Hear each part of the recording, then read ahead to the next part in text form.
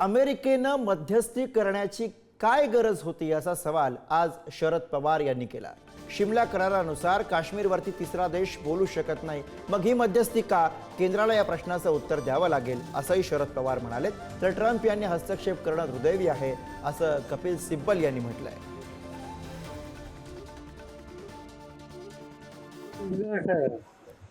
शिमला करार विशेष इंदिरा गांधी आणि भुजबळ यांच्यात झालं। त्या करारामध्ये एक पॉईंट असा आहे की काश्मीरच्या प्रश्नावर भारत आणि पाकिस्तान प्रश्नावर थर्ड पार्टी इन्फॉर्मेशन कोणाचे घ्यायचं नाही असं ॲग्रीमेंट आहे। दोन देशात आहे, दोन देशाच्या प्रधानमंत्र्यांच्याच आहे।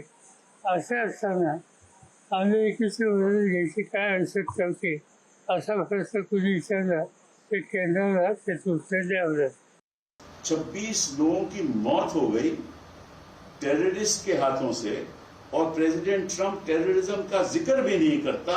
आपको ये बात कहनी चाहिए थी। ये दुख की बात है कि दूसरे देश हमारी आपसी झगड़े में एक दखलंदाजी देते हैं, बयानबाजी करते हैं, और जो असली बात है कि हम टेररिज्म के शिकार हैं उसके बारे में जिक्र भी नहीं करते।